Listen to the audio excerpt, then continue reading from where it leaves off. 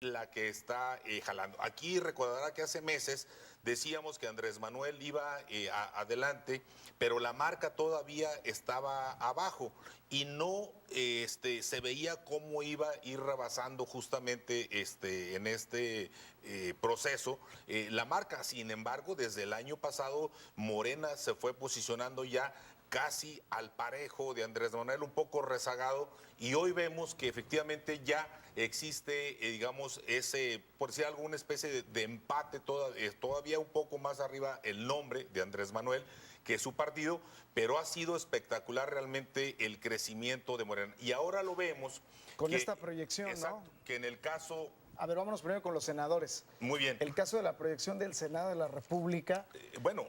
Podría tener entre un mínimo de 51 o un máximo de 73 senadores, según consulta Mitofsky, de 128. Recordemos que el Senado está conformado por 128 senadores, 64 que son, digamos, los que serían de mayoría, 32 que serían de la primera minoría en cada una de las entidades y otros 32 de lista nacional. En total serían 128 y aquí la alianza ya de Morena, PT y Encuentro Social podrían tener 73, lo cual 73. Lo pone pues en una situación realmente de mayoría en el Senado.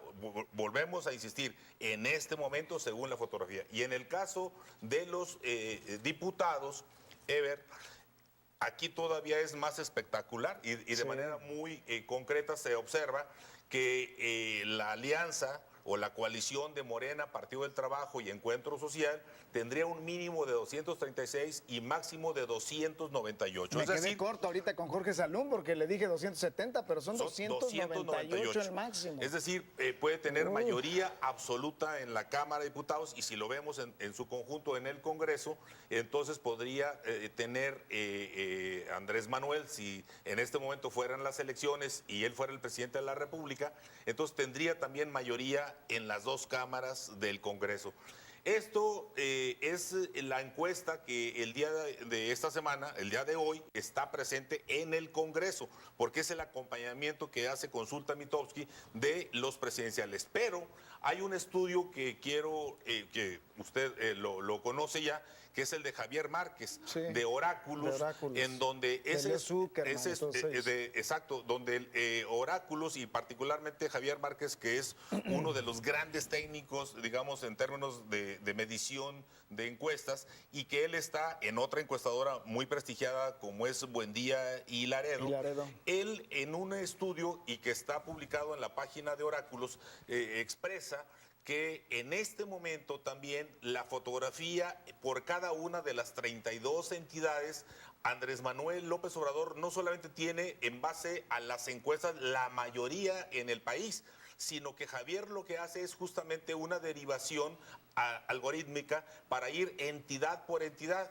Y el resultado es muy sorprendente. Según Javier Márquez, de las 32 entidades, Andrés Manuel López Obrador va adelante en 28 entidades, Ricardo Anaya en 4 y José Antonio Meade 0. Entidades. Esto es el resultado del estudio que presenta Javier Márquez en Oráculos y que está publicado en la página también de Oráculos. De manera tal que hasta este momento lo que podríamos decir que va una oleada que, vuelvo a insistir, prácticamente es una especie de tsunami que está acompañando a este proceso electoral de parte de Andrés Manuel López Obrador con su partido, con un partido político, pero que en realidad es parte del fenómeno político que está sucediendo no solamente en México, sino en el mundo, que es el tema de los movimientos. Ya he insistido aquí en otra ocasión que los movimientos políticos tienen una forma diferente a los partidos políticos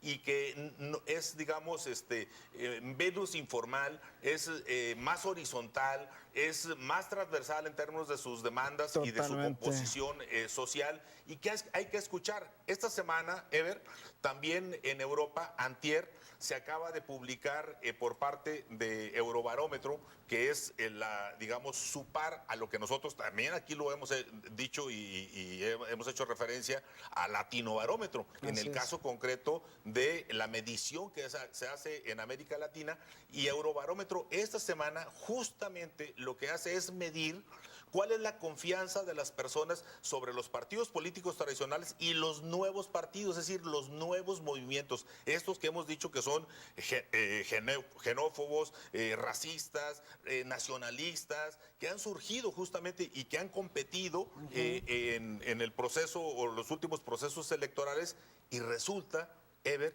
que la confianza ciudadana está por arriba de la media en el caso europeo. Y otra cosa, hay una pregunta que a mí particularmente me llamó mucho la atención. Se le pregunta a la gente en Eurobarómetro, ¿usted considera que estos nuevos movimientos políticos, estos nuevos partidos políticos, son un atentado en contra de la democracia, atentan en contra de la democracia liberal? Y la gente dice que no.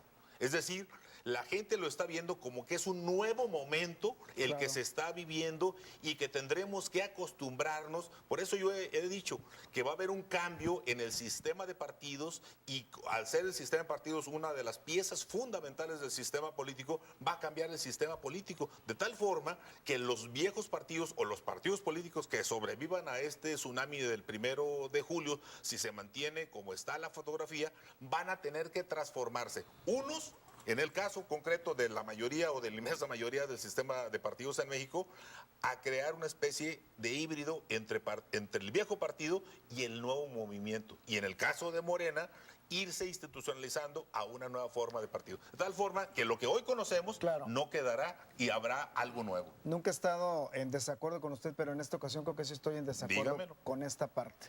A ver, efectivamente, los movimientos en Europa, esta nueva oleada, este nuevo despertar.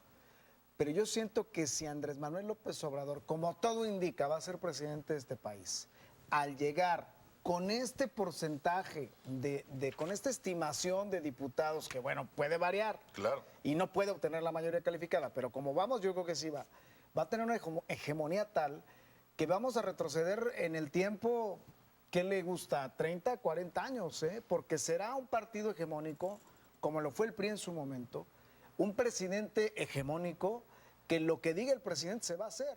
Ahí no va a haber contrapesos. No, si él tiene la mayoría yo siento absoluta. Que Morena no va a ser tanto el híbrido. Yo siento que Morena es el renacer de un viejo sistema, el que ya estábamos, supuestamente ya lo habíamos brincado, pero con esto, aguas. Samuel, a ver, explíqueme eso, porque yo sí lo veo así. Bueno, efectivamente, la democracia liberal está, digamos, fundada en que tiene que haber un proceso de contrapesos, ¿no? Y ese proceso de contrapesos, si no se expresa aquí en el Congreso, lo que hemos tenido también, y eso no lo va a negar absolutamente nadie, es que desde 1997, cuando el PRI perdió la mayoría en la Cámara de los Diputados, hemos tenido lo que la ciencia política denomina gobiernos divididos. Y eso era uno de los pretextos de que la agenda legislativa para las reformas que impulsaba el Ejecutivo en turno, fuera quien fuera, no las podía sacar. Entonces, ahora no habrá pretexto para decir las modificaciones que se puedan hacer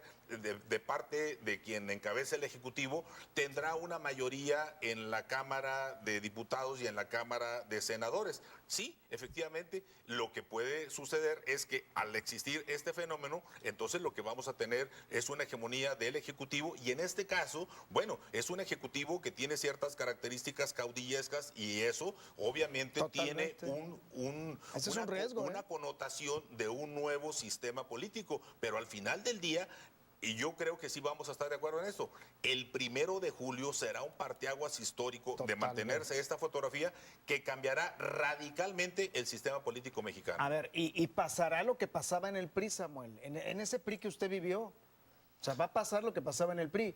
El PRI alimentaba partidos para jugar a la democracia, y así surgieron varios partidos. Partidos que eran satélites del PRI, que hasta la fecha siguen siendo algunos. Pero, por ejemplo, había partidos el PAN, ¿se acuerda? El Partido Auténtico de la Revolución Mexicana, el PPS, como que jugabas a la democracia. Eso no es un riesgo, eso no puede pasar con esa hegemonía que va a alcanzar Andrés Manuel López Obrador, con esas características caudillescas que tiene el hombre. Bueno, yo creo que lo que puede suceder es Primero, que sí se va a modificar el sistema político. Segundo, que va a ser un periodo de transición para ir conformando un nuevo sistema político. ¿En qué me baso? Me baso en un ejemplo muy reciente que incluso en varios programas hemos comentado aquí, el caso de Francia. Exacto. Emmanuel Macron gana siendo él de alguna manera parte de la clase política porque era parte del gabinete de Hollande y crea un movimiento político que de alguna manera incluso hasta lleva sus siglas, ¿no? EM, que es En Marcha. Este nuevo movimiento que lo creó en 3 meses se alzó con la victoria en la segunda vuelta. Claro. Bueno, quiero decirle que ahí podríamos decir que es un caso similar, vis a vis y con todos los diferendos que podemos tener con el sistema político francés. Claro. ¿Sabe qué sucedió en los primeros 3 meses del gobierno de Macron? No. Perdió 27 puntos. ¿Por qué? Porque la gente se mueve en función de un objetivo concreto de desahogar su furia, su ira social, su frustración en contra de la clase política y en contra de los viejos partidos políticos y piensa que casi como una varita mágica se le van a resolver sus problemas y cuando no ve de manera inmediata, oiga, de manera inmediata son 3 meses, ¿verdad? Perdió 27 puntos. O sea que eso le puede pasar a Andrés. Bueno, eso ya sucedió. Y es un ejemplo reciente y eso es lo que está sucediendo. Otra cosa, nunca más el sistema político francés volverá a ser igual que al triunfo de Macron. Claro. Y entonces aquí pasará lo mismo. La gente se habrá decepcionado en un momento determinado, pero el sistema político no volverá a ser el de antes. Y el PRI le va a costar trabajo recuperarse. Bueno, el PAN, no sé a quién le vaya a costar más trabajo recuperarse, al PAN o al PRI, en caso de que el escenario fuera ese. Creo que una vez ya le regalé un ensayo que escribí en agosto del 2000, en donde después de la derrota del PRI, y desde mi punto de vista muy personal, yo consideraba que era el momento de hacer la gran transformación del partido, incluso yendo más allá del nombre, sino de los conceptos y cómo entender este siglo XXI. Bueno, no se hizo absolutamente nada de eso, se perdió una oportunidad histórica y yo creo que ahora el PRI, si tiene estos resultados, entonces le va a suceder un poco lo que le pasó al Partido Comunista de la Unión Soviética o a los grandes partidos hegemónicos de Europa del Este a la caída del muro de Berlín. Es decir, se tendrá que transformar radicalmente y habrá de surgir un nuevo partido. No pensemos que de esas cenizas, sino algo nuevo, porque si no entonces pues se llevará a los viejos vicios. O déjeme pensar más allá y decir que va a ser un partido que incluso pueda convertirse en Morena, ¿no? O que pueda aliarse con Morena, una mezcla de Morena-PRI interesante, como ya se está dando por el pragmatismo que ha demostrado Andrés Manuel. O pueden surgir varios partidos. Claro. Esa experiencia ya se vivió en Europa del Este. Bueno, ¿y el PAN? Bueno, el PAN tendrá que vivir su propia historia. ¿Por qué? Porque ellos entraron en un proceso de confluencia con quien objetivamente era como su adversario ideológico. Contrario. Y yo creo que por eso yo insisto, todos los partidos políticos en lo general y en lo individual van a sufrir una gran transformación. Por eso se va a transformar el sistema de partidos y por ello mismo se va a transformar el sistema político mexicano. Pues, don Samuel, le agradezco mucho como siempre, Muchas gracias. Es interesante el escudriñar y el saber la visión de lo que pueda pasar, pero ahí está el dato, Sí, ahí está el dato. 90% de confianza con los diputados de Morena. Imagínese la conformación de ese Congreso, mayoría para Morena. Andrés Manuel López Obrador puede transitar sin problema en el Congreso. Ahora sí que no sería pretexto como Fox, ¿se acuerdan? No, es que no me dejan hacer las cosas. Ahí en el Congreso me atoran. Pero estos números, de darse esta fotografía del día de hoy, Ever, yo le daría otra lectura. ¿De qué tamaño es la irritación social contra el sistema establecido? Estoy de acuerdo.